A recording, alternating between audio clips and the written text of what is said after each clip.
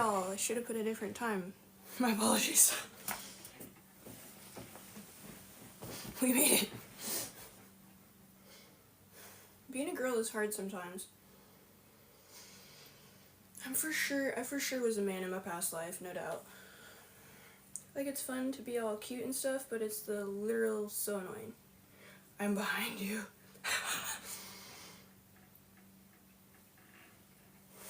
Where? Energetically? What's good, fam? Family.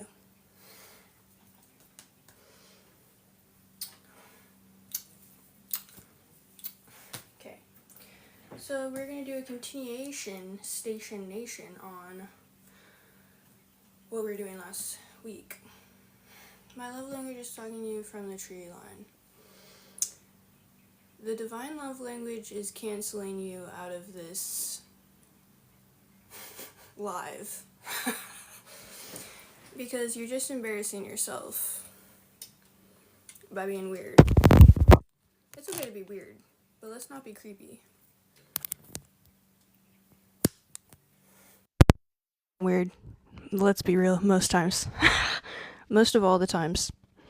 If there are any times to be weird, it's all the times. But stalking it's not a good look. Especially since, we're trying to create a good, safe learning place to ascend on a soul level together.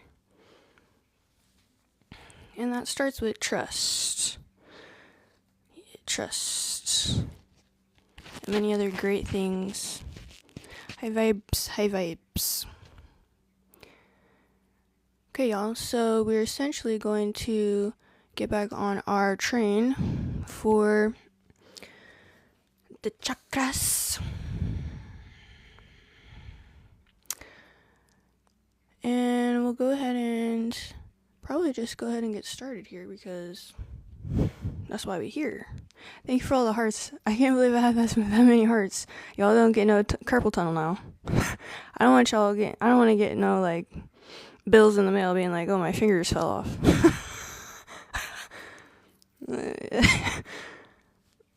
You know what I'm saying? Okay. So I do have a few announcements, but I think we'll probably do announcements once we get a few more peeps going. I think right now I'll just do a little bit of a review for the first few minutes of what we were discussing on Friday. And then, Ethan, welcome. If you have any ideas or any things where you're like, oh, I'm kind of wanting to explore, pop them in the chat. Or you can direct message me since, we cool like that. We cool. Since we cool out here. Since we cuckoo. Since we cool like that.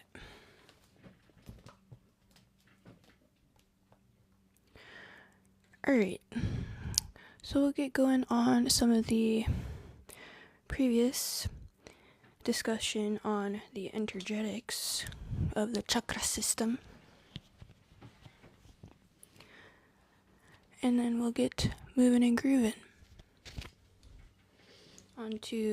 We left off, we had finished up the throat chakra last week on Dizzle, because y'all are freaking awesome and you were there on Friday.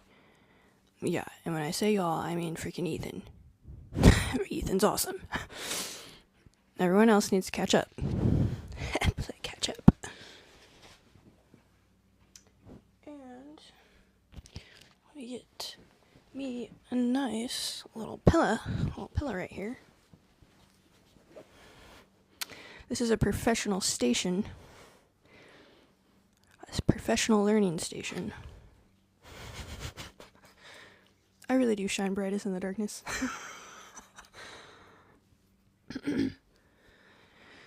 Okay, so last week, leaning on this, we discussed. I got a lot of sass. We discussed imprints, energetic imprints. If we're to look at a chakra wheel, which there are many more than 7, why we are putting them into 7 is because we can discuss the other ones at a later date. We'll start with the light. Welcome. Thank you, Soul Bay, for being here. We're talking all things chakras and ascension on the soul, because the 3D physical is necessary. However, it is not everything. There's actually much more above the 3D physical, many more dimensions. The ones that we know about is just around 20, but there's definitely like way more that are revealed to us over time as we ascend as well. Same thing with chakra energy systems, similar to soul ascension. Everything has its balance points in life, and everything can have its polarities in life as well, and its levels, just like a video game that we are all in to level up and ascend. So, some of these energetic residues and patterns that shape who we are from the previous, current, and future lifetimes are all tied up in a pretty bow wrapped into our chakra wheel energy centers, holding echoes from our past lives and also from pulling us forward into our future lives, while simultaneously translating those energies within our current lives as well. Now, I like to think, and other professional spiritual teachers like to also think of the chakras as a system, much like it's an energetic etheric wheel system, kind of like vacuum energy centers that spin. You could think of it as like potentially a vehicle, a motorized vehicle, or anything that has an operating system within the 3D. How you have to tend to those operating systems to make sure that they're running properly, because if one of your operating systems is out of balance, the plane ain't going nowhere. The car, you might be putting around, but you ain't getting to A to B quickly. Okay? Pinkies up. Pinkies out. Not sure why I'm doing that, because I'm so for real. When the pinky's up, you know I'm for real. Nevertheless, I digress. Essentially, we all understand and know that there are flight checks before every flight, and that within an airplane, the fuselage, every single part of the airplane is checked and ran. Every single operating system within the airplane is checked and ran every single time before takeoff. And probably when you get back too, it's probably checked as well. So what does that mean? Why don't we treat our bodies similarly, checking within our systems, doing assessments within our own lives energetically to understand, okay, am I really living the way I should? Or am I out of balance in some specific areas, perhaps being brought down by the 3D physical, or by others' projections, by others' negativities? Because if our energy systems are like a vacuum, that means we can actually suck in, if you will, vacuum in other people's negativity, other people's juju, bad karma, what have you, right? Which we don't want that. So, yes, our chakras are essentially the etheric motors of the soul, and each one needs to be in alignment to keep you in motion.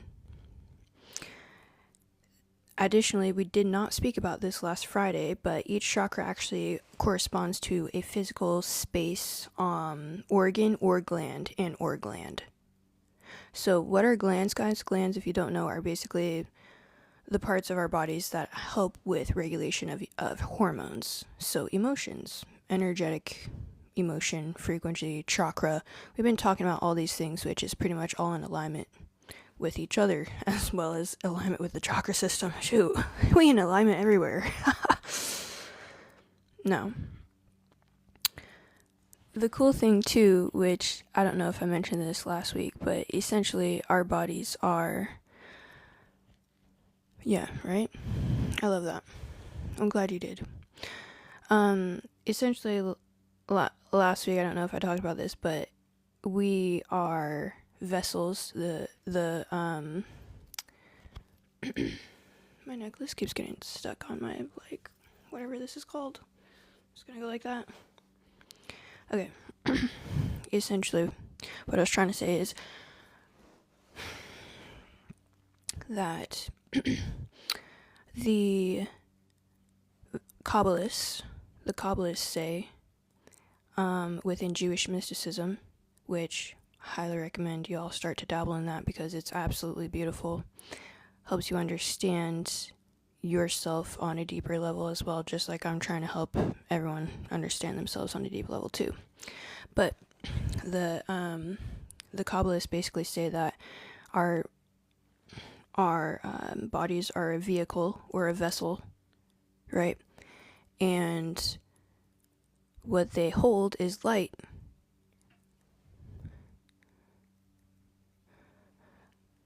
So basically, what does that mean? We are light beings. We are light beings. Or light bodies.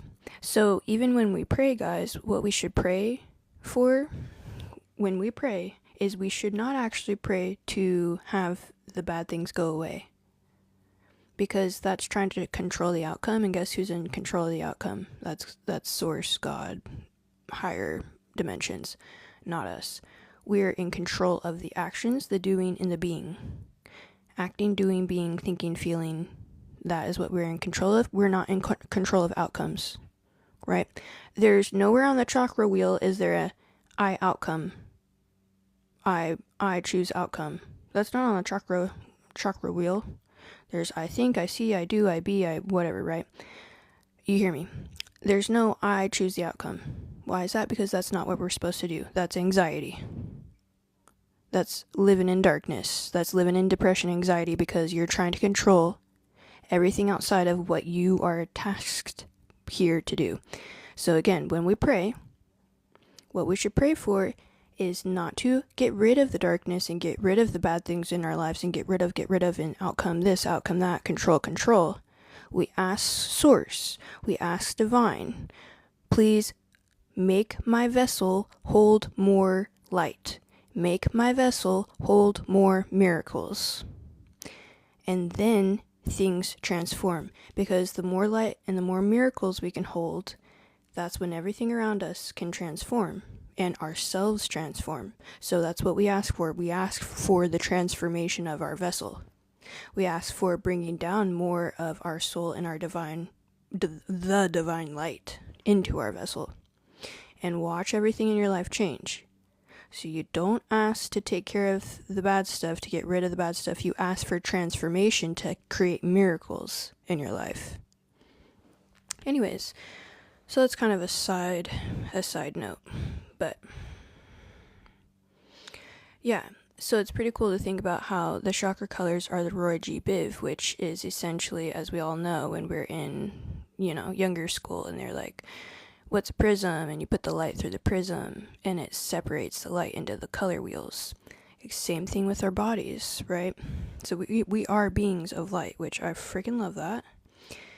And essentially, this light is the ability for our higher existence to ground some of that divine light and divine energy and higher dimensions of consciousness as well into our being.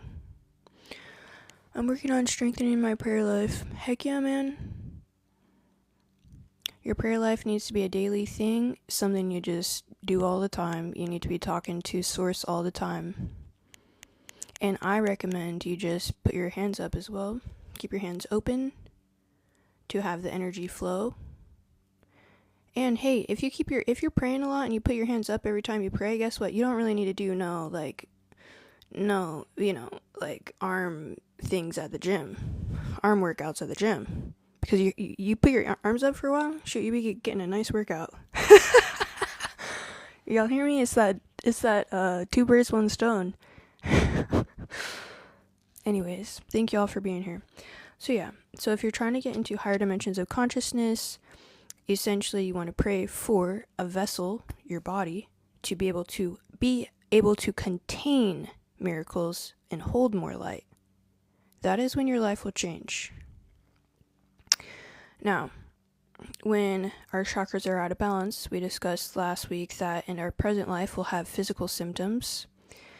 In our past life echoes, we'll have energetic and psychological patterns like phobias and this and that, blockages, overcompensation, and then our future life will have directional pulls or lessons. It basically is the soul's way to soften the pendulum swing.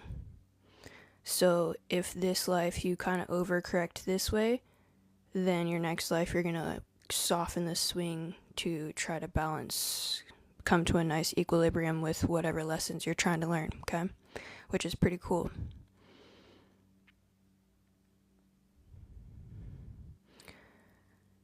Now,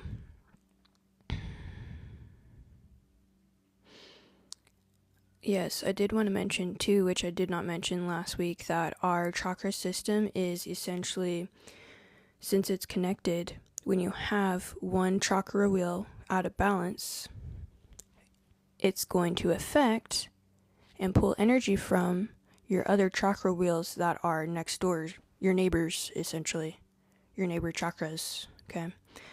So that's why it's really important that when you do see and you have awareness of the imbalances in your life, to be really intentional in transmuting and releasing and balancing out your energies, integrating. Okay, so as a quick run through from the 5 lower chakras, so 7 main chakras, right? There's way more than 7 technically, but the top 2, which we're going to cover today, are more connected to the spiritual realm. The bottom, so fire, like higher consciousness, 40, 5D plus 60, 70, right? Those are the higher dimensions. The bottom realm, our bottom 5 chakras are actually connected more so to the 3D physical. So they're essentially the foundation, right? Because you have to have a foundation to have a sturdy house, right? Same with your body and your chakra wheels. You got to have that sturdy foundation of the first 5 to be able to have a really great towering, 6 and 7 chakra. So as a quick run through, the root chakra is the survival, the safety, the foundation. That's the I am chakra. Having balance within your home life and stuff like that with survival. Your next sacral chakra is the orange one. It's the I feel. The pleasure chakra, the creativity, the relationships. Your third chakra, solar plexus, is the I do. So it's your work chakra, power, confidence, self-will. Your heart chakra is the I love, compassion, connection, forgiveness. Your throat chakra is the I speak, expression, truth, communication. Okay, so again, lower chakras are the foundation for our higher chakras of the 6 and 7, third eye and crown, and they essentially, the lower 5 can move us from survival and grounding into creativity, into empowerment, love, and truth, right? That's all the way up to the throat chakra. So we build from that base into our higher chakras, to be able to have essentially spiritual expansion. So let's go ahead and discuss our 6th and 7th chakra. Let me pull that up. What's going on with y'all though? What is going on? Freaking, Portland was having some Portland's always got weird stuff going on. I saw them in the news. I was like, oh my gosh, get it together. And then Tina, what a horrible name. Tina the mayor or whatever. I'm like, dude, get it together. She doesn't even care to have safety amongst her, residents in the area. I'm like, bro, get it together. you're responsible for a bunch of people and their safety and well-being. I don't understand how leaders can just be like, oh yeah, I feel that, bro. I feel that. It's disgusting. It's literally disgusting. When I read that today, my heart was sad. I was like, wow, like, it's such evil in the world to not give an actual crap about others. What evil, you know? But 'tis the world we live in, and I can tell you right now, Tina has no chakras in balance, that's for sure. Because what you can do on your internal is what you can also do on your external. And she cannot lead. She needs to have Velcro shoes because she can't even tie her shoes. You feel me? That's like my way of being mean. Being nice, but being sassy. Anyways. Okay, so. Yeah, it's freaking trash, bro. Freaking trash. Oh, yeah. No. And you know what she ignores first is herself. Because if she didn't ignore herself, she wouldn't ignore her people. Everything starts within. Washington kind of sucks too, though, bro. Unless, I don't know. Washington kind of sucks. That's where I'm at. I don't want everyone to, like, know where I'm at, but there's only, like, a couple people in here. Yeah, no, I don't like Washington at all. It sucks ass. Sorry, my language. Lord Jesus, please help me with my language. No, yeah, it's trash. Washington's trash, too. Like, we had freaking Chop Chaz in downtown Seattle during 2020. I'm like, what is going on? Is this even real life? Here's the thing about Seattle. Seattle's gone down the trash hole. Thanks, Alvin, for the rose. That's so nice. Washington for a couple months, the people were not nice. Yeah, facts, bro. They're so freaking mean. Thank you so much. That's so sweet. I know, facts. Facts, bro. It's so dumb. Oh, it's so bad. Washington is trash. Yeah, they had Chop Chaz during the 2020. I'm like, what? Oh, yeah, what I was trying to tell you is Bellevue's quite nice because they have law and order. Like, law and order. And they have programs. They've got lots of money to have good programs. But they have created this through structure, through certainty, through setting things up properly. You don't see people on the streets in Bellevue, which is literally across the pond, a skip across the pond. It's the neighboring city from Seattle, okay? Those two kind of go hand in hand. Thank you so much. I appreciate that.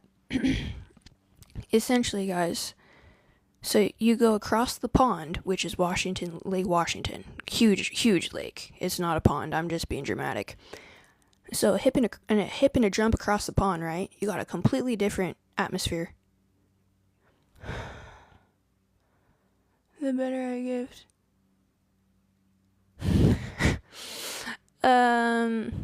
I'm not here to perform for anyone except for the good source, the Lord and stuff. I appreciate that, though. You're welcome to give as you please or don't give as you please. I appreciate anything, and thank you for being here. Anyways, I digress. All I'm trying to say about Bellevue versus Seattle is the fact that they actually are responsible. You call the police in Bellevue, they'll take care of it right away. Whatever weird thing's going on, they take care of it. They jump on it immediately. You do that in Seattle, not the same case.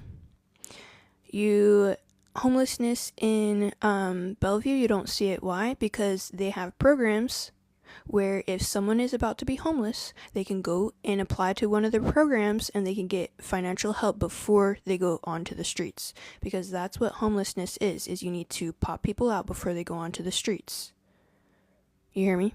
Because once you go into the streets, then the next thing that happens is you're doing drugs. Then the next thing that happens is, if you're a female, you might get pregnant. The next thing that happens is you go mental because you're doing drugs. Okay. Anyways, so I digress. This is supposed to be about the chakras, is what we're talking about today. But in general, what happens when there's less order is there's more chaos. And there has to be a balance, right? You have to have a healthy amount of order. Because if there's too much control, then you don't have free markets, and then everything goes to crap, as we've seen before. Now, third eye chakra is the IC chakra. It's your vision chakra, okay? Man, I'm feeling heated from the safety of the people is like, just makes me mad when people don't understand basic common sense of taking care of each other. Gotta take a nice refresher break because I'm like I'm heated. My blood's boiling.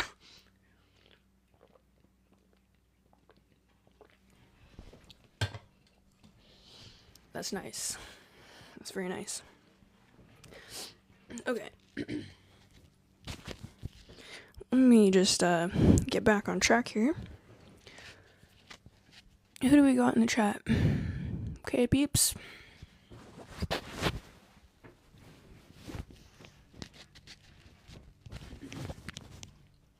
Sorry about that little intermission.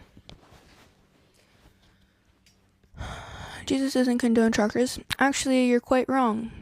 What's your favorite Bible verse? I'll tell you about the Bible verse that actually states where there's the chakras. I'll give it to you right now. You should never, unless you have the actual information, you should never make statements unless you actually know that they're true. You make statements based off of you going to get the information. Going into the Bible and seeing where it talks about chakras, that's where you can actually get the information, right? You don't just go off of headlines and whatever else, or a good guess. You go to the actual information, or you go into your inner spiritual world and you connect with source, right? So let me show you where it says the chakras. And would you look at that? I've got it bookmarked. Can you believe it? You see that? Guess what it's bookmarked with? A tarot card. With a devil guy, like an evil looking guy. He's not the devil, but he's kind of evil looking. He's not very cute. Like, he looks like Halloween. Anyways, so let me go to show you Ecclesiastes. It's in the Old Testament. Now, chapter 12, which is the last chapter, they have the chakras. So if you go to open your Bibles to Ecclesiastes chapter 12, verse 6 and 7.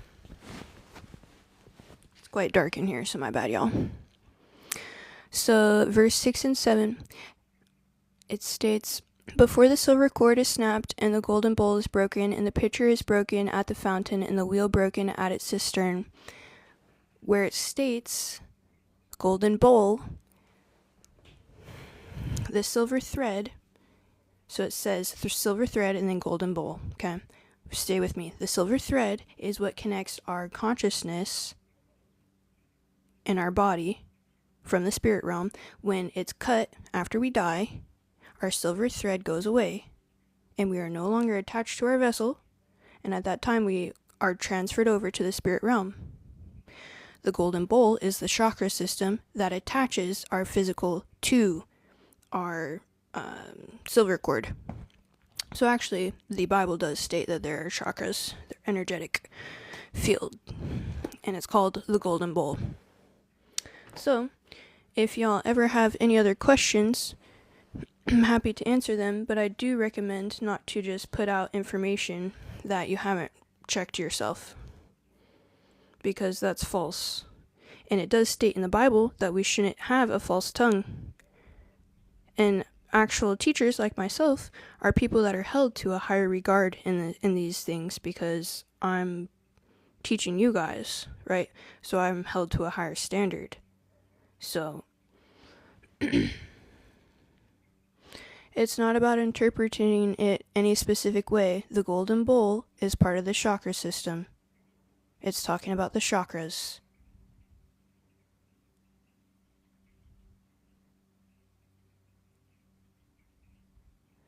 It doesn't have to say chakra. For example, if I go to a different country and I ask for a French fry, they probably call it something else, don't they? No, not necessarily. I'm letting you know that it's not about being so literal in life. It's about understanding and looking past the 3D physical of, oh, it has to be black or white. It's not black or white, my friend. It's multicolored, and it's the chakra system. Go ahead and look it up. Guess how I found it out? I found it out from this book. You know who wrote this book? Someone who's way smarter than you and me combined, and probably everyone in the chat combined. It's called The Chakras and the Esoteric Healing. This gentleman who wrote this book, his name is Zachary, holds a master's degree. Let's count these out. How many master's degrees does he have? Master's degree in engineering from the Massachusetts Institute of Technology. Oh, MIT master's degree. Okay. He also has a master's degree in philosophy and religion from California Institute of Integral Studies. Okay. He also has a master's degree in clinical psychology from, I can't even pronounce that word, Antosh University, and a PhD in engineering from Stanford. Okay, I can't even hold this. Four degrees, my friend. He's the one that showed me this, that's what it means from the Bible. The Bible is not literal. The Bible is figurative and symbolic. Okay. So, dude has 4 degrees, PhDs and masters combined, from some of the top schools in our country, and you want to challenge him? Go for it. Not me. I'm not challenging him. Hell no. The golden bowl is referencing the bowl of the chakras. So it's, our silver cord is connected to our chakras. Did you also know it's a sin to alter your vessel other than work on it naturally? Okay, so we're going to get back to my regularly scheduled program because we keep getting sidetracked. Yeah. We keep getting sidetracked with lower dimensional, lower vibrational things. So, but I always highly recommend that whatever I say, everyone is to take what I say to think for themselves, right? Not to take what I say and to have that be all in truth.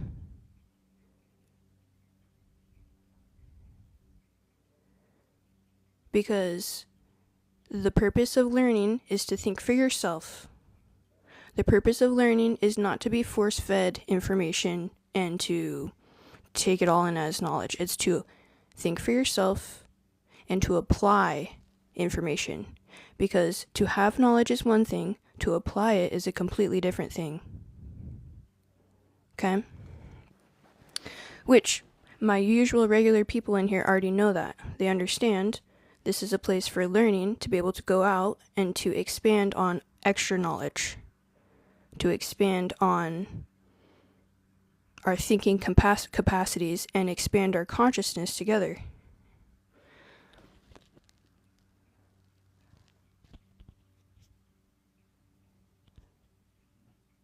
So,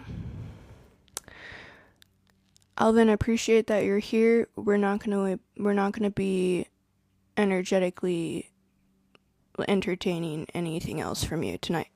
So,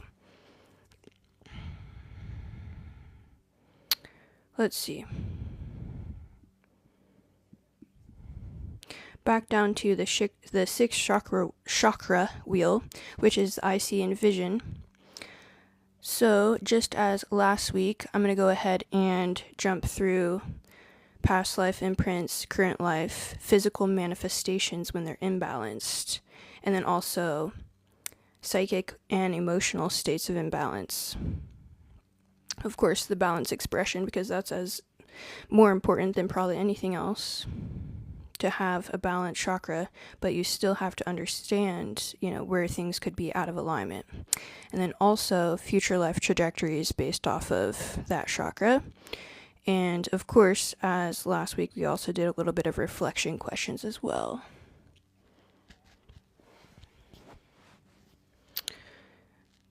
I cannot wait till I have a mediator.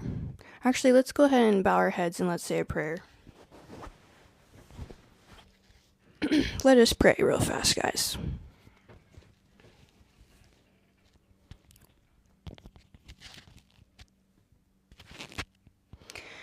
Dear Heavenly Father, Divine Mother, Jesus Christ, thank you for everything that we have currently, presently, in our past, and in our future.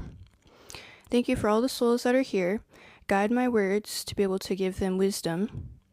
And please, energetically, siphon out and transmute any negative energy towards your goodwill. In Jesus' name, amen.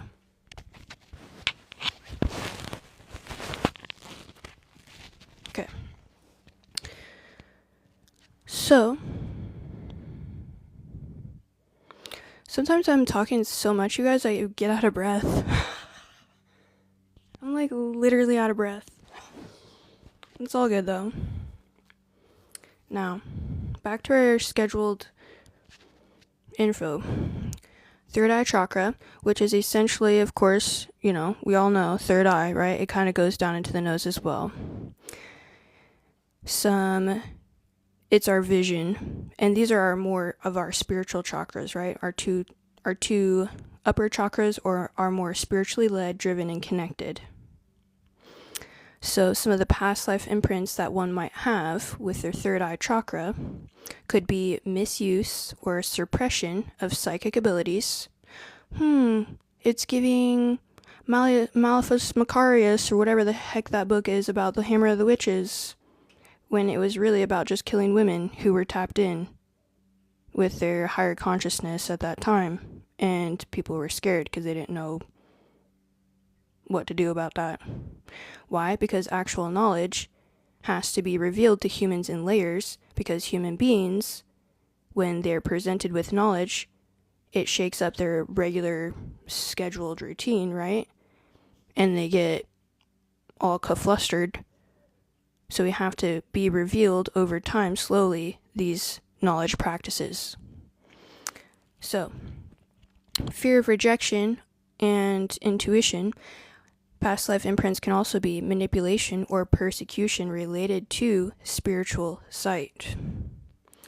How would that manifest in some current life imprints? Well, you might have mental fog. You might have confusion. I actually do want to pull out this book as well. Balancing the Chakras. For a little bit more insight too. A good yantra for the sixth chakra is how incredible to see the universe with eyes closed, to know all knowledge, and to feel every feeling, to be one with your soul. It's the sense of thinking, and the sensory organ is the mind, with the number of petals on this chakra is 2, which I thought was quite interesting, as we have 2 hemispheres of our mind. We have the left one, we have the right.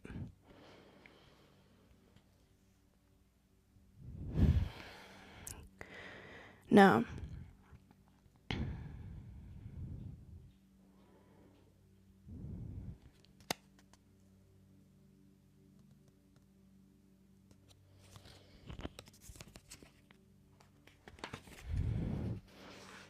I literally write all over my books, like, sometimes the whole book is underlined. It's like, dang, the whole book a quote. It's kind of embarrassing. Nonetheless, so some current life imprints on the third eye chakra, which is also considered, you guys, the mind's eye. Okay? You might have chronic overthinking, analysis paralysis. I definitely fall victim to analysis paralysis sometimes. Be so for real. Headaches, or strained eyes due to stress, hesitation to trust your own inner guidance, right? Our gut feelings. some physical manifestations that can happen when your third chakra, not your third, but when your eye chakra is out of alignment would be eye disorders, of course. Hormonal imbalances, right? Because these are connected to the glands. And of course, sleep disruptance, because your third eye chakra is also connected to your dreams and more prophetic types of gifts, okay? So, another sign of imbalance that is more on the psychic and emotional, maybe someone that's delusional or has paranoia, always checking their six. That's not funny, sorry. Maybe they have rigid black and white thinking. Sounds familiar. Interesting. Maybe they're ignoring intuitive red flags. You see that all the time in our friends and family, and even ourselves, right? Where we ignore red flags, where it's a red flag. Red is a very direct color. And we might be brushing it off and being like, oh, I see pink, I see white. I don't see red. No, it's red. So when we choose to not see red flags, what we are choosing instead is we are choosing to not be whole in ourselves, because when we ignore red flags, we're also ignoring the fact that whatever that red flag is disrupting us. It's disrupting our system. Our chakra system is disrupting our hormonal balance for men and women. It's disrupting our life, and yet we choose to close our mind's eye because we think that if we get rid of said red flag, we will be at a loss in some way. Nay, friend. Nay. It's a trick. It's a trick from darker energies. It's a trick. You'll be much happier when you ex-nay red flags. You better believe, because guess what? It creates room and it creates space for your vessel to expand with more light, with more certainty, with more purpose, with more drive, with more love and compassion to bring in and call in your miracles. Whether it be a person, place, or thing that you need as the miracle, your divine union, it could be anything, right? Your dream life, your higher timeline. When you say no to red flags, you open up your vessel for more beautiful opportunities to come in and fill your vessel. Okay? Very important. Balanced expression of your third eye chakra is going to be clear, intuitive insight and imagination. And the men in this chat, y'all are intuitive as well. It's not just for the women, it's for the men too. We can all be tapped into our divine gifts. And of course, if your third eye is open, you're also going to have good imagination, prophetic and lucid dreams, which I was already kind of touching base on, which can give you extreme wisdom and knowledge when you have those dreams. As I've expressed my own recent experience with a red flag. Gotta clean up those dirty, dusty, crusty, musty, tusties, wusty fusties. We ain't gonna have none of that. No. You know why? Because we're better than that. And guess what? Those red flags should be better than that too. Thank you, Ethan. He hears me loud and clear. I don't even gotta say anything. I could just stare at the screen and he would know what I mean. Through our third eye chakras, we are literally speaking to each other. Thank you. This is on brand. The galaxy is on brand for me, for us, because we are ascending together in soul extension. Thank you guys. I really appreciate that. Thank you so much. So, more balanced expressions of your third eye chakra are going to be magnetic presence. Who knows, someone in your life, or maybe it's you, where people just are drawn. They're like a moth to a flame. Why do they call it a moth to a flame? Because a moth is drawn to light. Our bodies are made of light. Everything's so interconnected. Kind of crazy. Quite interesting. You're on brand. We're on brand together. We got you on brand. We got you on brand. Okay. Yeah, soul force. Your inner power draws opportunities and aligns people. You become magnetic, right? You're confidently connecting the dots and you're seeing the bigger picture because you're not tied down to the lower 3D dimension. You rise above. That should be a mantra that you guys really tap into if you think you're too attached to the 3D. Our mantra is, I rise above the 3D. I rise above. Because the 3D is fleeting and it's not forever. It's entropy. Eventually it'll all crusty, dusty, fusty, wusty emit away. Energy doesn't die, it transmutes. But what is not fleeting is our soul ascending for the rest of eternity, right? So that's where we need to focus. Are we making decisions that are actually improving our self-consciousness and collective consciousness and cosmic consciousness from an eternal standpoint? People are like, oh, your 10-year plan. No, we need to think about our eternal year plan. What about that? What about that? A eternal year plan. A. What about eternal? A. We on that eternal plan, y'all. This ain't no 10-year plan. This ain't no 30-year. No, this is eternal. We need shirts that say that or something. What's your eternal plan? To be a good person, to rise above the 3D, to raise in my own consciousness, and to collectively get others to raise as well through what they see in me, right? It's not our job to necessarily pull anyone out of the darkness. It's our job to shine the light and show them the way, right? You don't need to sacrifice yourself, but you need to lead, okay? And leading is selflessness, which we'll get to that more in the higher chakras. Is all about selflessness because you understand eternal. You understand eternal is not the me, it's the we. You understand we're only as strong as our weakest link, right? So, of course, we want to work first on ourselves. Michael Jackson, Man in the Mirror. Michael Jackson said that first, like, man in the mirror. It's a great thing to work on, is the person in the mirror. Because when you do that, you're actually sending out vibrations and rippling in the cosmic consciousness to expand and grow and nurture and become.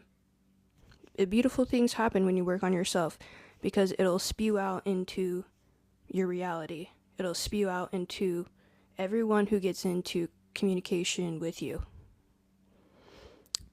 Yeah. Anyways, I'm like out of breath from talking again. I'm out of breath. Jesus, take the wheel. Take it from my hands. I can't breathe. Okay, no, I can't breathe. I'm just being dramatic. Yeah. It's okay to be dramatic as long as you're not being drama on other people. You hear me? You can be drama in your own energy, right? But, okay. Now, when it comes to our third eye chakra, our mind's eye, right? Our future life trajectory, what that can look like is expanded clairvoyancy, so expanded spiritual gifts, expanded psychic abilities.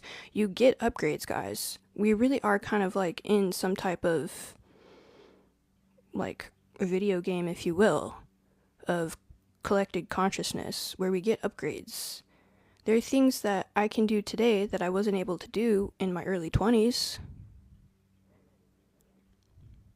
And why is that? Because I have been extremely intentional about my progression.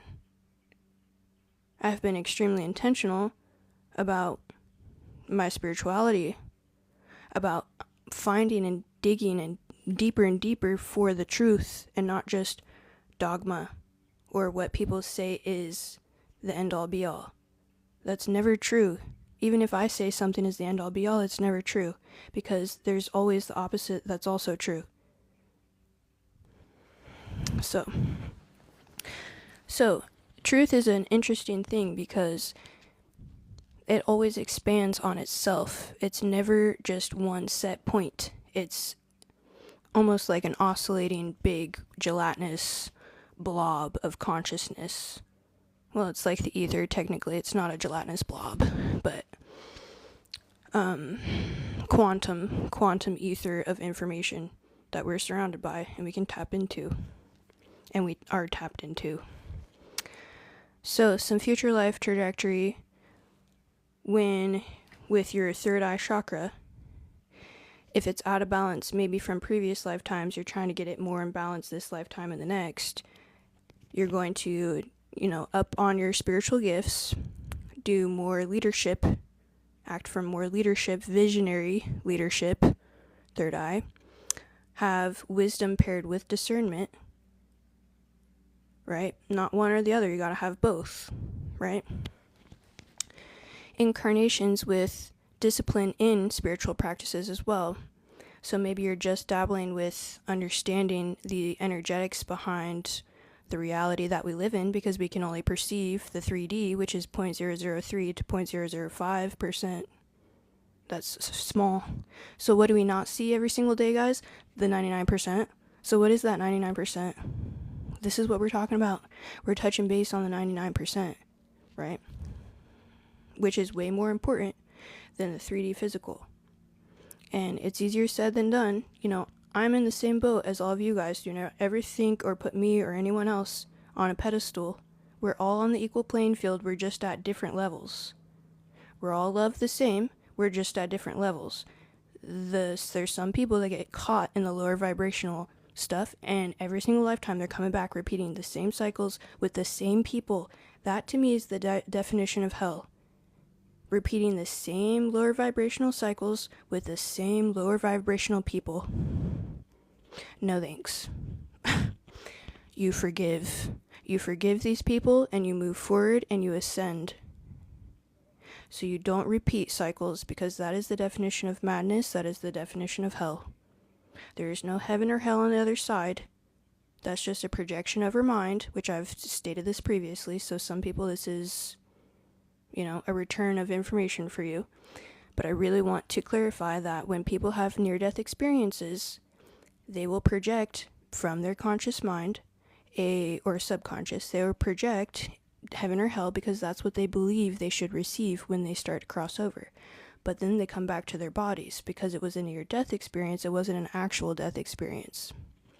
But as we've learned, because there's research by professionals who have multiple PhDs and are way smarter than me, I'm just repeating what I know from them, okay, who do previous and future life, so regressions and progressions with hypnosis, and they go through the death experience through the subconscious mind, and they see and they understand what death is, and now we understand what death is because we have this information.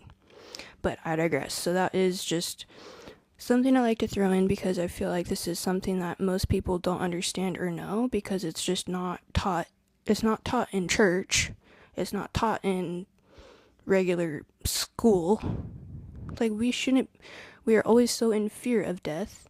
Death is nothing to be afraid of. We have all died before, and we actually probably have remains on this planet and potentially on other planets too, which is beside me. Like, that's so weird. But nonetheless, I'm out of breath. It's the usual thing for me to just yap till I'm out of breath. So I have not been paying attention to you guys. I apologize. If there's a question that you really want answered, just pop it in now. I can see ego death right there. Ego death. I'm glad you brought that up.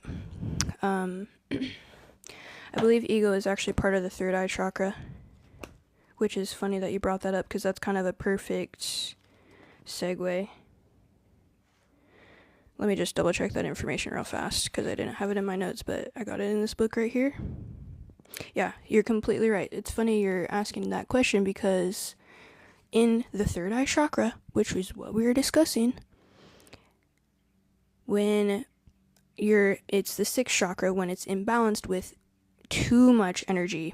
We all have a lot of people in our lives that we probably know, maybe even that are close to us or even in our own households, who have an imbalance of too much third eye energy, which is ego. Okay? Now, when this happens, the person is not in touch with the truth. Okay? They make choices based on illusions. Okay? They are living in a world of illusions. They have to be right about everything. They're the type of people that, you say, oh, I felt this way when you did X, Y, Z, or this is how I feel, or I'm doing this because I feel this way, or I think this way, and they say that that's not true, or that's inaccurate, when it's your perception and your feelings and your own thought patterns, so it's true to you, and they should be respectful to understand why, and more neutral in their approach, and not so quick to say, oh, it's not true. Okay, to what respect? Because they're... Essentially, anyone with an inflated ego is never wrong, which is so frustrating. And they will argue every point of the conversation, so you're never going to be able to catch your breath with someone who has an ego. We're supposed to have ego, but it needs to be in balance, right? There's good in everything, in every emotion. There's a good way to channel these emotions, to integrate our shadow, to integrate the darkness. You're not going to have a world or any other world without it. You have to have both, but we need to understand and learn how to come from not such a polarized point. Ego is polarized, right? We want to come from a more neutral point, right? A more neutral perspective. To include, even with all the politics going on, we actually want to come from a neutral standpoint. I highly recommend being as neutral as possible, because guess what? When we have beliefs and someone else is challenging our beliefs, when they're challenged, we feel attacked. We feel, which I'm always speaking from my own experiences as well, guys. I'm never speaking at you. I'm speaking with you, for you, beside you, right? We're on the same side of the table. All facts, no printer. You know why? Because we out here in the quantum field, baby! We out here in the quantum field. That's right. Hey. We should put that on a shirt too, shoot. Okay, so what I was saying is if we can rise above, I really challenge myself and all of us in this space to try to rise above our belief systems and try to rise into a place of neutrality. Okay, what does that look like? It's seen. What truth is there in what they're saying? Why might they be saying what they're saying? Perhaps there's even a deeper reason below the surface as to why they are polarized so heavily in one side. You know what? Humans, we're not supposed to be polarized. Look at our brains, our hemispheres. We got two to become one. We're supposed to be neutral, guys. We're supposed to be utilizing and operating everything in balance. We got our extremes, left and right, but we're supposed to neutralize them and be in balance. Y'all know what I'm saying here? I'm out of breath. Yeah, so an ego death is really important, and it's hard because usually it happens when you have some really harsh things in your life transpire, but guess what? You say thank you. Anything I'm talking dirty, ugly, bad, nasty, you say thank you. You know why? Because even the dirty, nasty, bad, ugly is coming directly from God, because we are fragments of God, right? So how can we say that we're mad at someone else? Because they are also a fragment of God. What they are doing when they were doing the dirty, nasty, bad, ugly to you is they are revealing to you what you need to work on. What you need to work on. What your soul correction is. Maybe it's more self-love. Maybe it's having boundaries. Maybe it's being less polarized, having more neutrality. Maybe it's not taking everyone's criticism so seriously and near to dear to heart, because guess where you get your validation from? You get your validation from source. You don't get your validation from me, we, he, she, they, thee. That ain't it, right? So all of these times that we have nasty, ugly, red flag things happen in our lives, we say thank you, because this is now mirroring to me exactly what I need to work on in my life. This is showing me an imbalance in my life, and this is exactly what I need to work on. When someone comes to you and is being nasty, this is exactly what you need to work on, is how can I come about from a place of neutrality, from a place of love, from a place of higher perspective, from a place of self-love. I'm out of breath. I'm not trying to be so breathy on these microphone here, but I'm out of breath. So, yeah, essentially, guys, we're all in this together, you know? And the cool thing is, we can all decide to live differently. We can all decide to live consciously, to live from a place of wisdom, to rise above.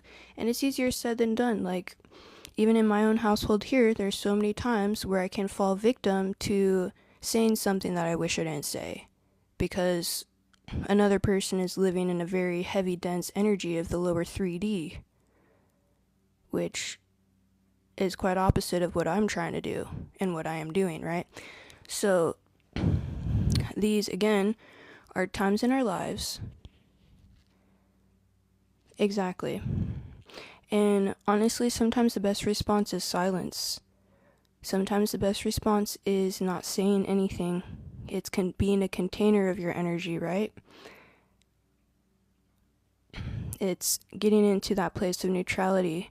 It's seeing things from a higher perspective of, oh, what comes from the heart, what comes from someone's mouth is usually what's in their heart. So if someone is coming at you and spewing nasty, mean, this and that, red flag, that's how they feel about themselves, guys. That's not how they feel about you.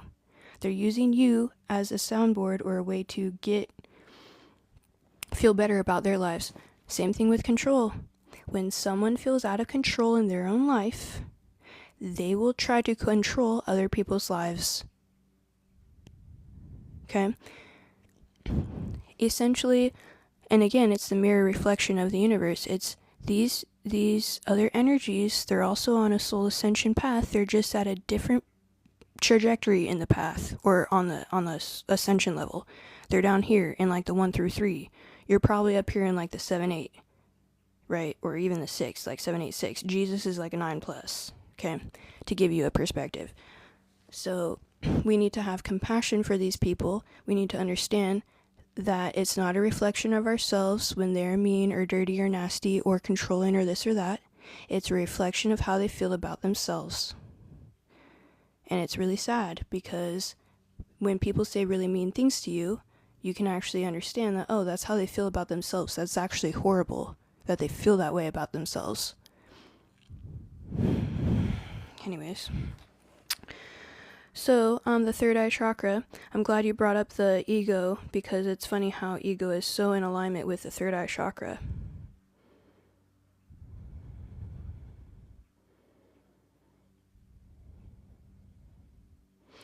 So, some reflection questions for the third eye chakra, guys, are,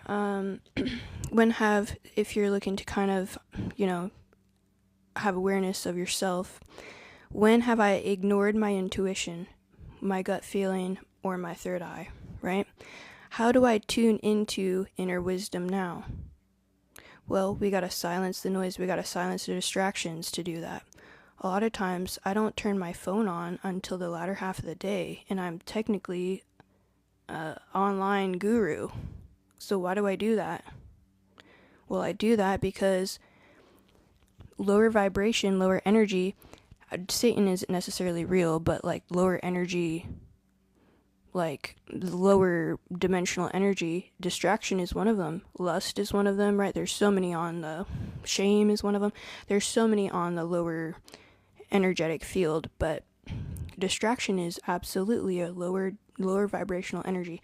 I don't even turn my phone on as a online guru who's just starting out until the latter half of my day, because I know that I have the opportunity to be sucked into lower vibrational energies and distractions if I do that, right?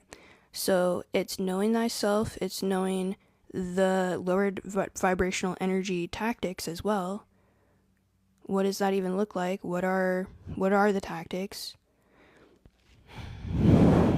Distraction is a huge one that we all deal with, because guess what? When we're distracted with things of lower vibrations, we are not building what God, Source, Creator, Divine has sent us here to build. We're supposed to be building and creating. Distractions are not necessarily building and creating. Now, if you're taking time and being intentional of, I'm going to look for specific things to get creative perspectives or insights for maybe my project I want to do. Like for me, I love fashion, so I have like a huge, ridiculous amount of tagged, like I have like a whole portfolio of inspiration. And I know that's about myself, that's something I will fall into, just keep doing and doing and doing. But it's like, okay, I have all this inspiration and I have nothing in the 3D tangible. Okay. That's probably going to come in my next life because I'd rather do this in this life. But essentially, guys, what I'm trying to say here is to know yourself very well. To know, of course, the darker energies and how they like to attack you very well, right? So that way you can walk with purpose and walk intentionally and protect yourself from whatever you might easily try or easily slip into, right? So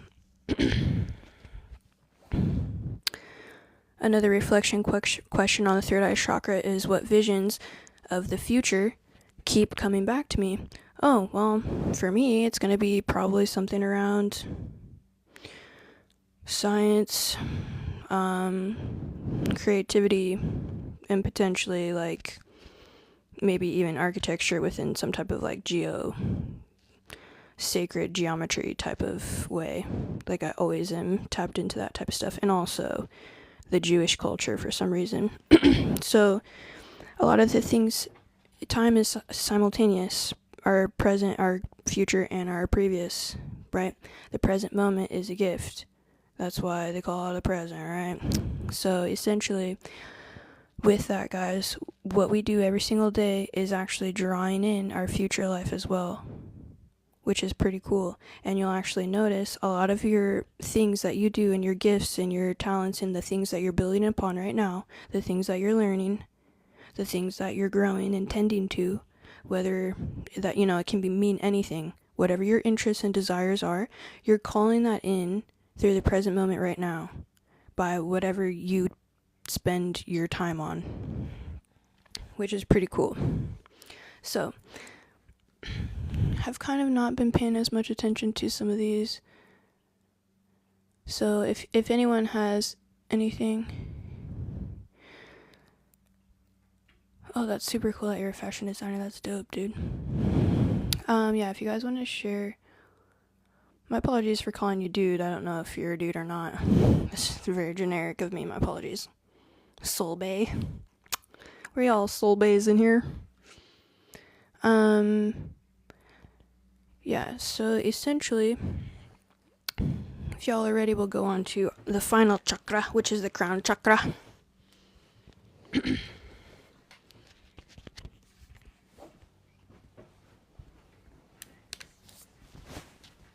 Okay, you're a dude. Okay, good. I was going off my third eye intuition. I'm like, Kingsley, I'm like, that could be like a girl or a guy, I feel you on that. I feel you, brother. Welcome to the club. In the club, we all fam. Yeah, my jokes are kind of sometimes not as funny as they should be, but... So, yeah. The 7th crown chakra, I am one, divine connection, spirituality, okay? Again, upper 2 chakras are our spiritual connection, higher vibration, higher frequency, which means the wave particles or the wave form is actually oscillating much faster and they're much smaller. So it's like that. Now, past life imprints of your crown chakra. Before we get into that, I'm actually going to read you a little bit more. We'll do the yantra, which, if anyone knows the difference between a yantra and a mantra, I was going to look that up, but I had not. So, the yantra that is presented here with the crown chakra is as states: the past, the present, the future. Is there any difference?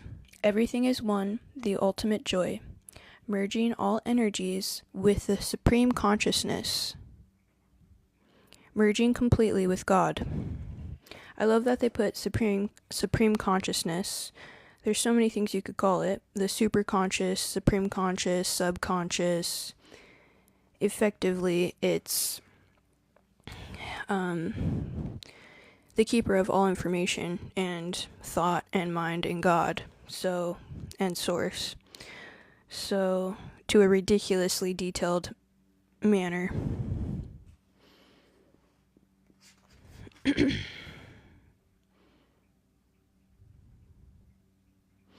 Okay. Cool.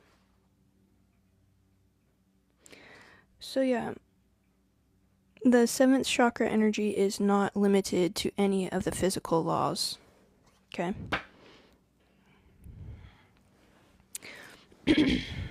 Some past life imprints for your crown chakra might be exile or rejection from spiritual communities. Could be misuse of religious authority and or dogma. Vows of separation, renunciation, and isolation. Which I really connect on this. I'm pretty sure one of my past life archetypes is a monk or of some sort within Europe, within the Catholic tradition. Vows of separation, trauma from false gurus, cults, and religious persecution. Some current life imprints of the crown chakra could be disconnection from source and disconnected, with essentially spiritual apathy.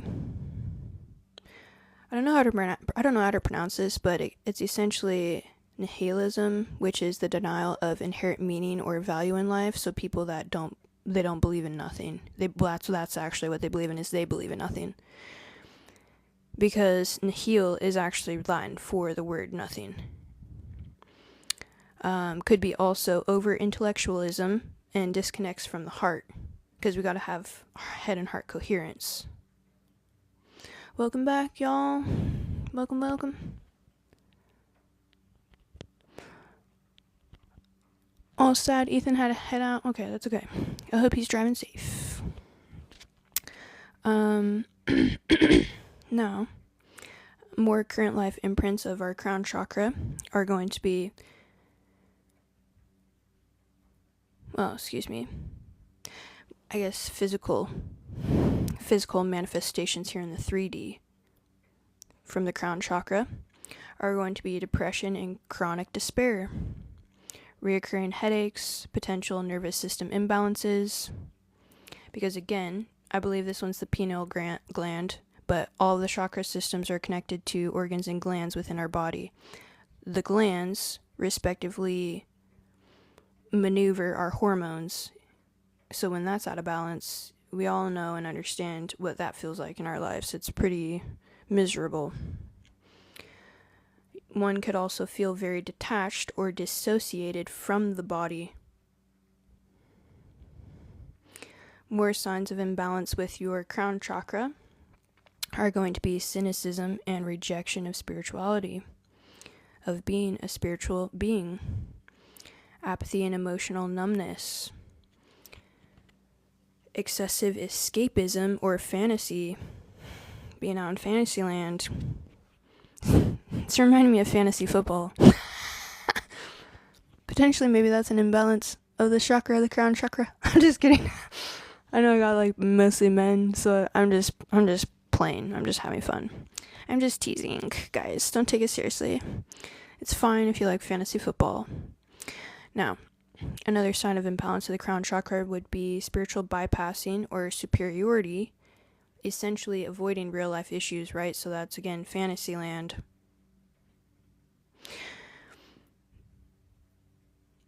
More balanced expressions of your crown chakra are going to be anchoring in higher consciousness to the casual daily body.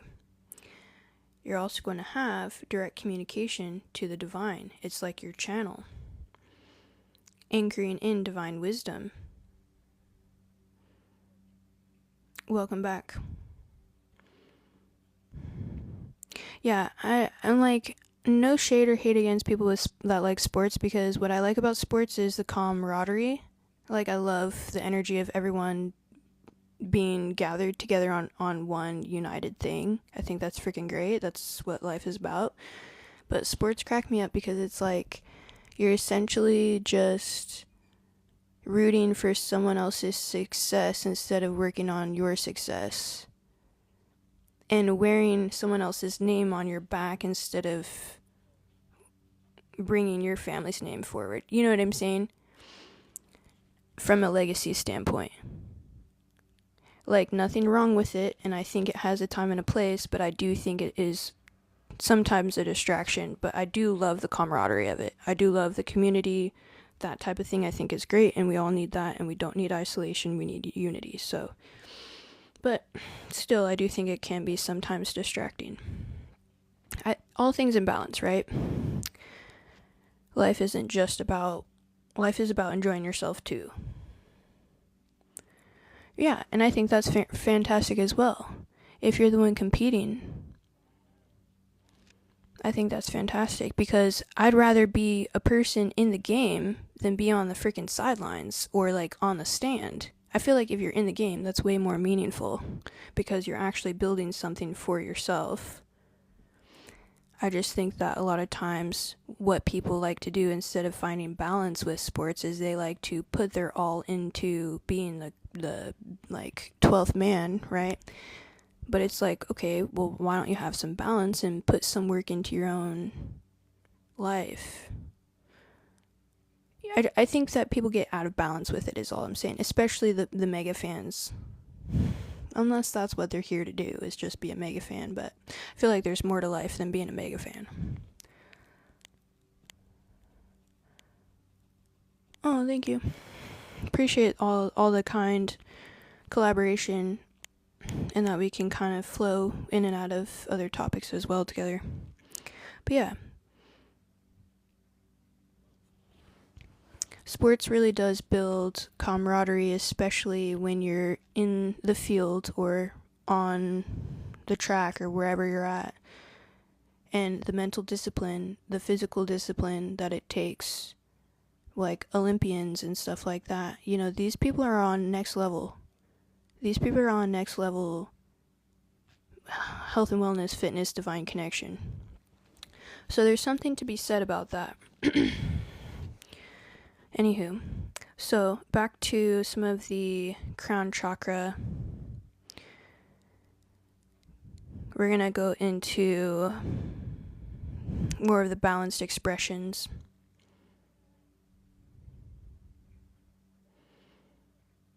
Selfless service is a very balanced expression of the crown chakra, and living from spiritual will. Receiving wisdom and inspiration from higher realms. Those are downloads. Guys, a lot of times when you think your thought inside your mind, right? You'd be surprised how many times those thoughts are actually from your spirit team, your spirit guides, whoever's on the other side helping you out. We all have people. We're never actually alone. Doesn't matter if you're the most isolated person on earth. You are actually never alone, because energetically, spiritually, the 99% that we can't see with our own ohos here, our own eyes, we all have spirit teams. We all have ancestors. We all have energetics on the other side that are helping us out. Why do I say that? Because a lot of times when we get thoughts, most of the times, we think they're our own, but they're not. Because guess what? The body's a vessel. This is a vehicle. This is a vehicle. So a lot of times these will be from the spirit realm guiding us, where you're like, I just felt led to do this. I just felt drawn to this. I just felt this. I just thought this. I just, whatever it might be, where you kind of feel a pull towards something, magnetized towards something, or something just worked out, or something was just a coincidence, or something was just a synchronicity. These are things of the energetic realm that are speaking to you, and you are anchoring them into the 3D, which is really cool. And you're calling in your future life to this present day. So, with more balance in your chakra crown, you're going to have inner peace and trust in life's unfolding. Being led by the divine, hand in hand with the divine intelligence, the superconscious, is going to give you a lot of peace, a lot of certainty that the moves that you're making are the right moves within your life, the moves that you should be making. The thing about life is, guys, if you ever feel like you have to go outside of yourself for the answers, you're out of alignment. Not saying that it's bad to go to other people for answers or outside yourself, but you should be so certain with your connection to source.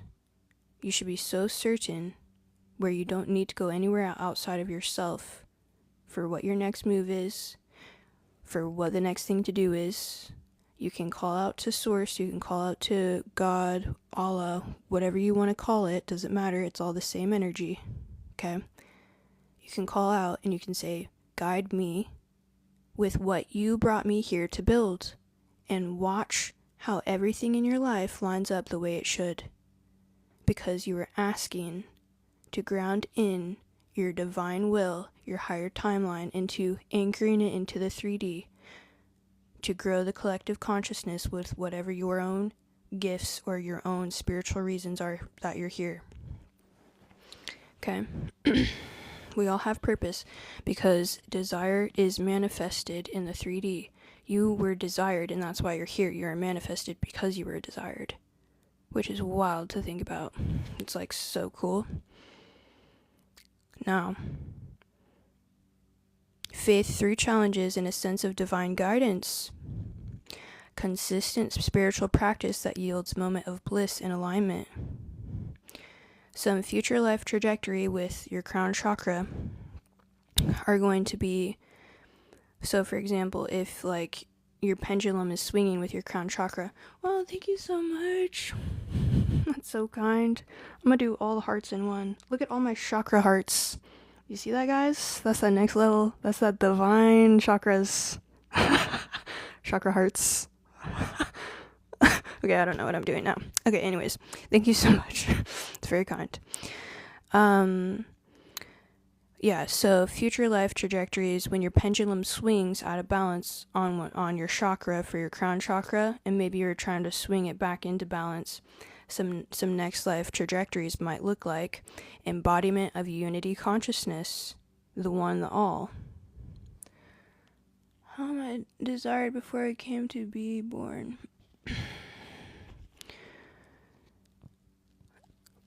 Consciousness, conscious thought, the universe. How do I ground this information? Essentially, guys, not only were you desired, but you also chose to come. So there's multiple things at play here.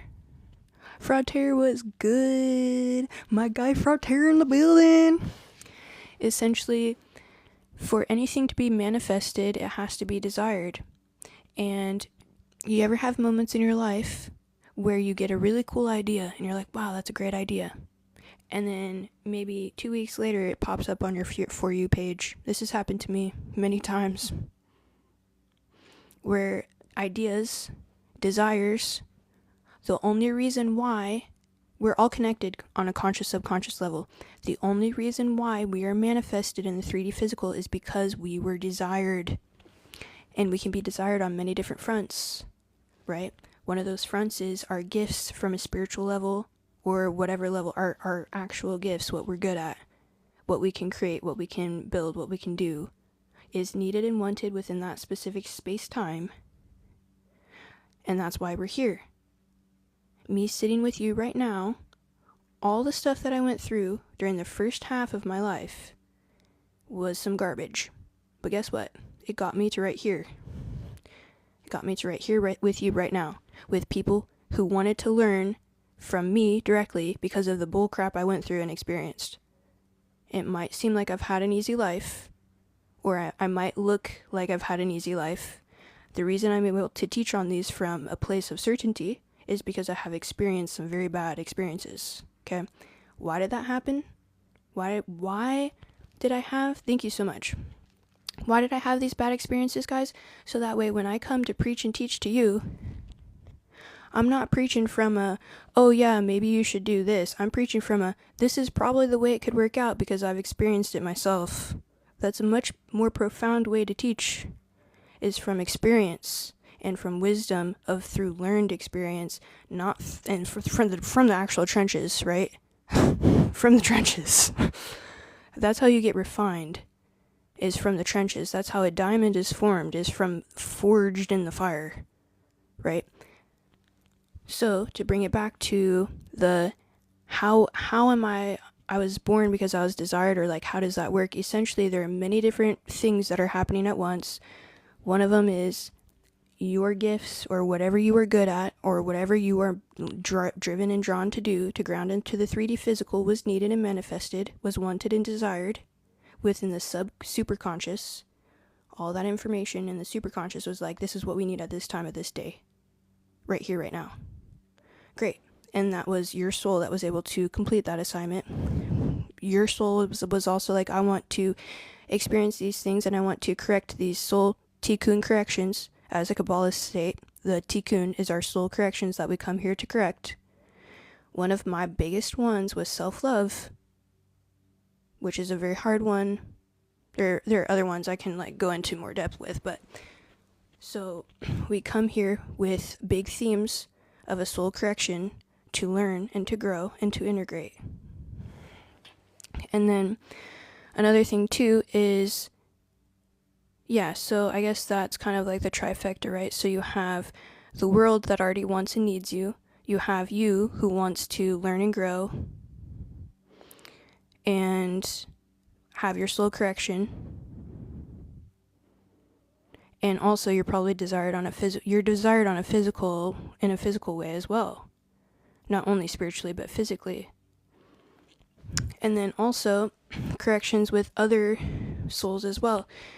If we do not forgive the people that have wronged us in the past, present, and future, you might as well pray for all three. Don't limit yourself to just the now, right? Forgive, grow your vessel to be able to hold more light for the past, present, and future. So that way you don't have to come back with other souls that you don't want to keep repeating these silly lessons with. If you want soul ascension, you need to forgive, right? But yeah, so there are many, many fonts and levels as to why we each are here right now and why we are manifested. Essentially, on the basic principle is you were desired. By who, what, when, where, why? That's quite a large question, but essentially you were desired on many fronts, and therefore you were manifested into the 3D, which is pretty cool. Roy, what's good, my guy? We got some kings in the chat, some emperors. Let's go. So more future life trajectories of your crown chakra. Hopefully I answered some questions. If you guys have more, just pop them in the chat. We're getting some really good questions today. More future life trajectories of your crown chakra, your 7th chakra that's connected directly to the divine. It is going to be more profound mystical experiences as well. Integration of spirituality in your everyday practice. A good place to start is praying and meditating. Meditating and praying, they go hand in hand. Praying, you're speaking to divine source, creator, God, universe, Allah, doesn't matter what you call it, superconscious. Meditating, you're listening to divine source, creator, Allah, superconscious, whoever you're trying to listen to, right? So those two things, if you guys are not doing those today, I highly recommend doing those today, because that is going to be a very quick trajectory towards soul ascension. And as I was stating earlier in this class, the best way to pray is never to say, please get rid of all these bad things in my life. Okay? Because that's controlling the outcome, and you and I and us and we and he and she and they and thee, we are not to control outcomes. What we are to do is we are to expand our vessel to hold more light, to hold more miracles, and we're to ask for that transformation of a larger vessel with more divine light, with more ability to transform miracles. Okay? Because we do think, feel, we don't choose outcomes. There's no on the chakra wheel or anywhere else. There's no I choose the outcome. It's I do the thing, and I call in the divine energy to make a better outcome than I could even imagine. My throat's dry. Hold on. My throat chakra!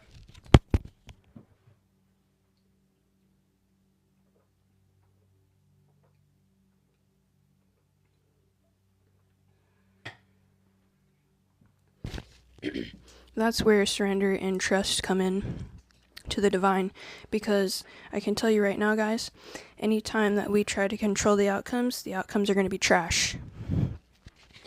When you give the outcomes over to divine source, creator, whoever brought you here, right? When you give the control and surrender to them and you say, I trust the outcomes that you divinely orchestrated and planned, and I plan to do my job, which is to be, do, act, see, think, feel, all these other things, right, on our chakra wheels. There's many good things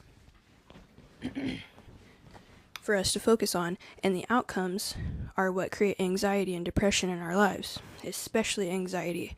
Anxiety stems from control, wanting to control. What about have certainty by tending to yourself, taking care of your energetic fields, living with purpose, living with certainty? Your outcomes are going to be much better than when you're living from a place of I have to control. There's no I have to control on our chakra wheel. That's not a part of our system, our operating system. And this is a hard one for most people to digest, to include myself.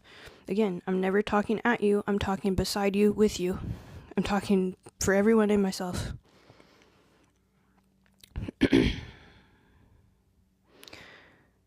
Incarnations that also emphasize collective ascension and refined spiritual gifts. So again, guys, our upper two chakras of the 7 are more of our magical, divinely connected chakras that are directly connected to the divine, where we can therefore channel in that divine light energy, that quantum information, divine intelligence, superconscious, to be able to flow out into our lower chakras, into our energetic fields, and manifest in the 3D. Again, it's really important to have your lower 5 chakras in alignment, because that's your foundation to be able to have spiritual expansion. Okay?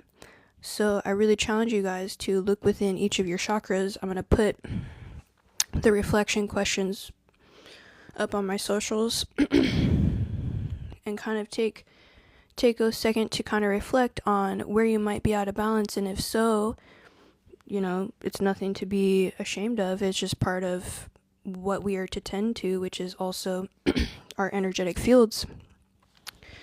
How can I get that back into balance, so I can expand on my spiritual connection? Y'all, I've been yapping so much, I'm literally like drier than the Sahara Desert. Anyone else have something to say in the chat?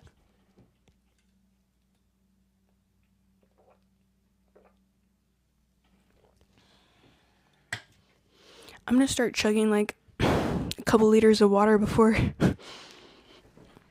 That way I can actually speak without interruptions.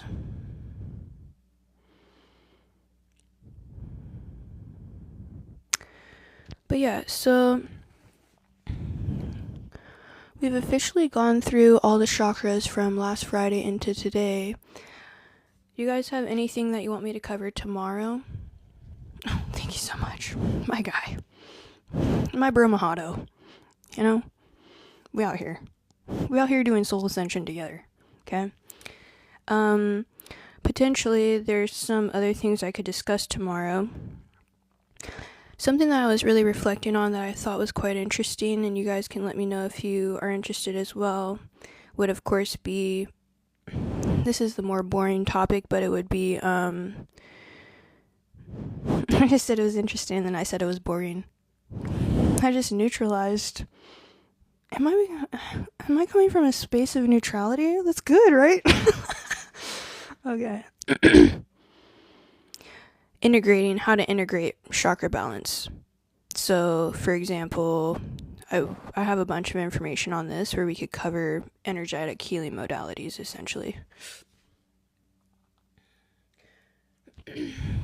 Are we atoms consisting of positive and negative charges constantly influenced by both? yes, essentially, we're always trying to not be too polarized to one way or the other. We need to essentially have alignment of more neutrality. And what does that look like, guys? It doesn't mean you can't have beliefs. It doesn't mean you can't have opinions. It means that we are not polarized in condemning someone for their beliefs and opinions, and we can see them objectively, right? You wouldn't kill yourself or be mad at yourself for your beliefs or opinions, so why would you do that to someone else? Oh, well, in our history, right, we've seen a lot of people kill each other for their beliefs. That's not okay. That's polarized. And when we're polarized from one extreme, what that essentially means is we're being subjective. Neutrality is objective. And I'm pulling this information not from myself, I'm pulling this information from Dr. DeMartini. Smart guy. I think I actually just reposted his latest YouTube video on my YouTube. I do a lot of repost of things that I watch that I think are really insightful. So if you guys follow my YouTube channel, I usually try to repost videos that I think are like, I'm talking money, right? Money when it comes to information. No fluff.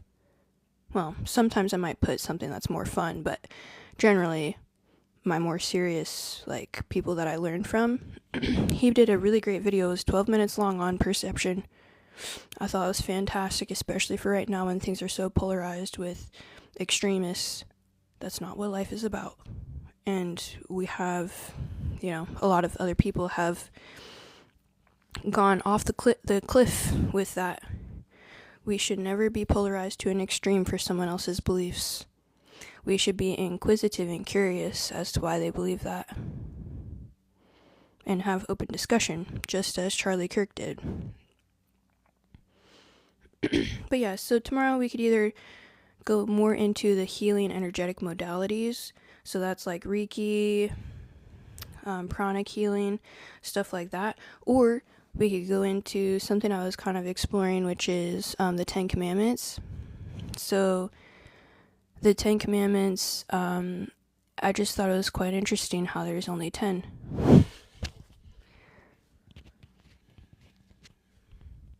Yeah, for sure. To be RIP, for sure. I have a lot. I've been studying. Yes, exactly.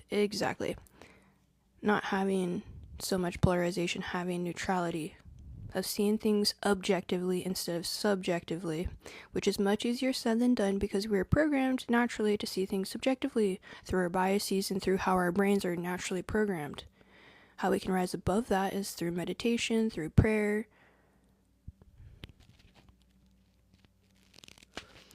I'm glad you're here as well. And Kingsley, here's the thing. The vibrations are sent out and the right people are magnetized to those vibrations, right? Everything is so interconnected. So I'm glad you guys are here.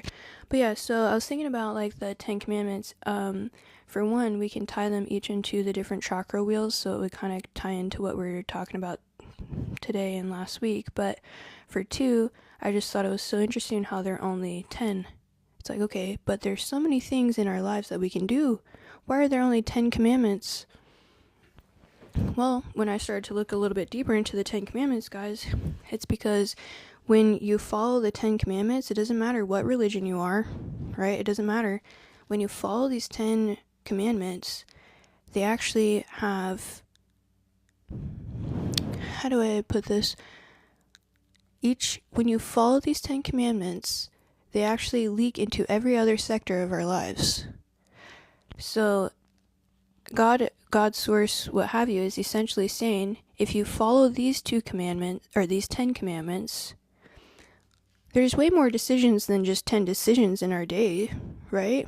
So why are there only 10 commandments on how to, like, live a prosperous, good life? Well, it's because energetically, when you do live by those commandments, they're actually tied to doing the proper things in all the other decision-making areas of your life. Essentially, the 10 commandments show, and they're linked to, having no evil eye towards yourself and others, having no evil tongue, having no evil hand, having no evil mind, having no evil body, right? So when you think about it that way, the 10 Commandments are essentially a lot more vast and all-encompassing than, than when we just first glance at them. When we first glance at them. Exactly. My boy Frater is spitting truth facts, okay? So guys, yeah, so I was kind of interested in that because I think it's kind of a cool lens to look through, to look at the 10 Commandments, and then to kind of assess our own lives. It's just good rule of thumb to live by, no matter what walk of life you are, no matter what religion. Religion is essentially only a soul correction. Religion is a way for our souls to come here, and atheism is as well.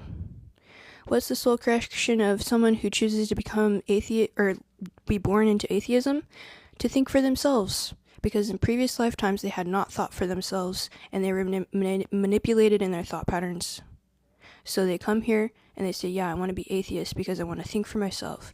A lot of times what will happen is they think for themselves, and then they'll convert and become a believer within some type of religion, but their soul correction was to think for themselves and not to be forced to think any other sort of way other than for themselves.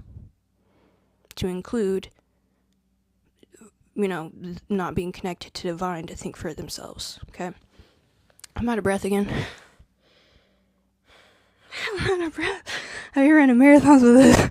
Have you run marathons? Have you run straight marathons? I'm out of breath with it. Shoot. Is there a training course for yapping? For being able to yap?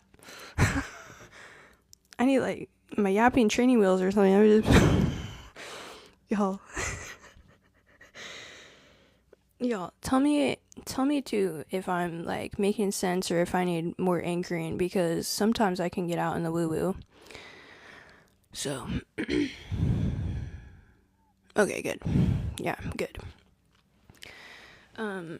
Yeah, so we can kind of look into the energetics behind the 10 Commandments, which I think is quite beautiful because they tie into a lot of what the Kabbalists say.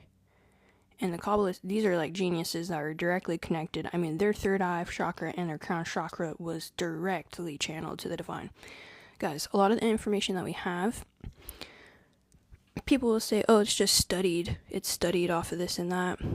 To a sense, yeah, there's studies off of other studies and this and that, and we build on top of other studies, sure. But guess how new information is brought to from the quantum field? That's how new information is brought in, from divine channeling, from divine connection. That's why these, Jewish mysticism, Kabbalists, all that stuff is divinely guided. The Bible, scripture in general, the Gita, the freaking Quran, you might not agree with everything, and that's fine. You don't have to. I don't also agree with everything. A lot of this stuff that's in these more scriptured, sacred texts are symbolic for us to decode and to understand and to digest from the divine. And they have meaning within meaning within meaning within meaning. Teaching in parables, right? We're supposed to read between the lines. And I challenge all of you guys to step out of your comfort zones if you have any comfort zone. I used to be very attached to the Christian comfort zone, which I still am extremely in alignment with Christ consciousness. However, Christians don't want to connect to God. Yeah, there's a lot of control, there's a lot of darkness.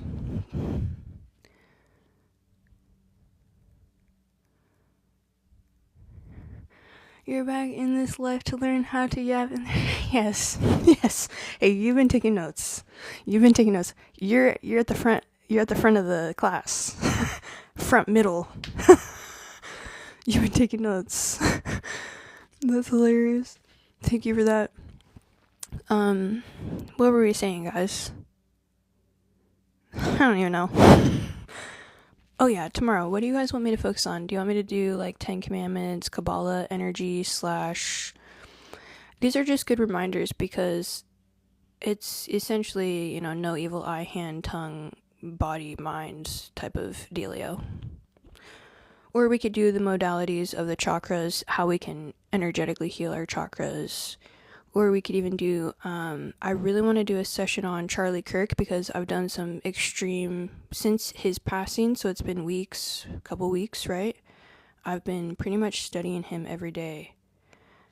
Well, and a bunch of other stuff around his passing and the energetics behind things and stuff like that.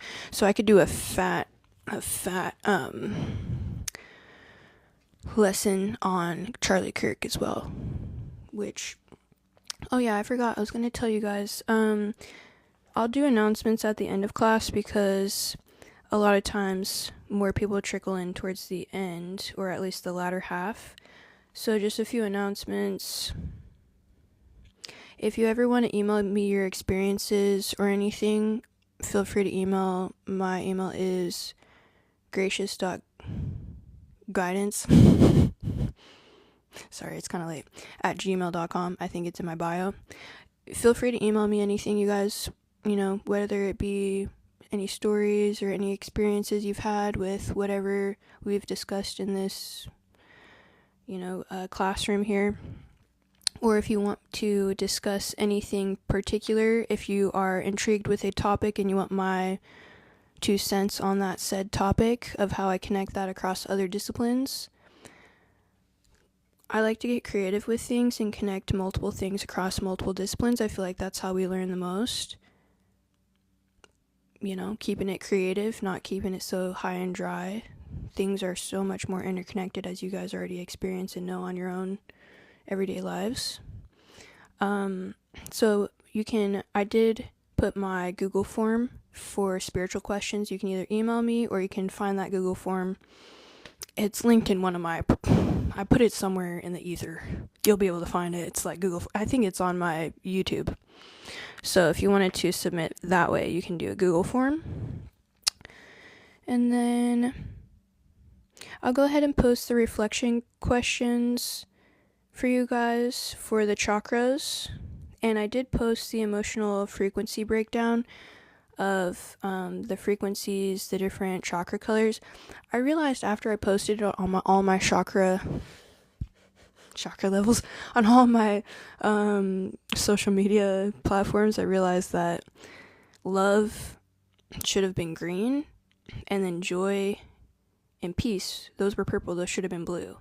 So technically the chakras are super intertwined anyways, so it still works as is. But if you guys wanted to be a little bit more technical, you would have love as a green bar, and you would have joy, and you would have peace as like the indigo blue, okay?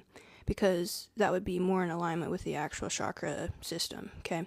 So I do apologize about that mistake. I caught that after I posted it on all of my platforms. Love that for me. But you guys, like I said, everything's so connected, it's not like a huge deal. Oh, and I decided too that I'm going to give you guys the first scoop on whatever, we're learning and discussing. And then what I'll do is I'll make it a point to put more digestible 10 to 20, maybe 30 minutes scoops on my long form YouTube. For example, all this chakra stuff, I'll film a longer form YouTube video so that way you guys can go back and reference it. So what you can think about here is this is kind of the real time to kind of discuss and chop up ideas and learn, and then I'll anchor this more into the 3D by putting it and posting it up on long form so you guys can go back and revisit all this stuff that I've already talked about from YouTube. So yeah, so give me time though to put that up, but yeah. And I do know that you guys like absolutely freaking love all the stuff on the past life, future life, and the Chinese face reading stuff, of kind of looking through your current life or this reality from a different lens. So we can even go more into depth on that stuff as well, because that's super fun. I love doing that. Like, the Chinese face reading stuff makes me so happy. Of course, I've already, like, looked at the Chinese face reading with Charlie Kirk. Such a good man. Such a good man on all levels, guys. Such a good man. It's crazy. It's crazy. The ripple effect that's happening throughout the entire country because of one good soul, right? And that's how energetics work. And it says all over the Bible as well that even when the darkness gets loud, it's such a little blimp in history compared to the goodness and how much the goodness expands. As we've already seen here with Charlie Kirk, as we've seen with all the people that have been martyred, right? The darkness is just a blink of an eye compared to the goodness that expands, which is pretty cool. So yeah, guys, we should probably end it here. I think. Thank you guys for being here. I'm gonna chug some water as well so I can... Yeah. Appreciate y'all. We'll see you tomorrow, and if no one has any suggestions, I'm leaning towards Chakra 10 Commandments versus Chakra energetic healing modalities. I'm down to keep going. Exactly. Yeah, no, but it's already almost 10, guys. But I appreciate y'all. So, yeah, tomorrow, my apologies I was so late. I was like, oh, let's do 7:30 today. And I got on here at, 8?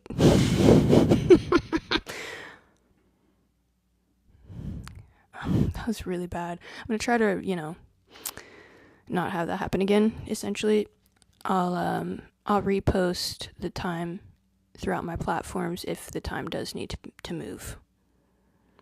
Yes, thank you guys for being here. Have a beautiful evening.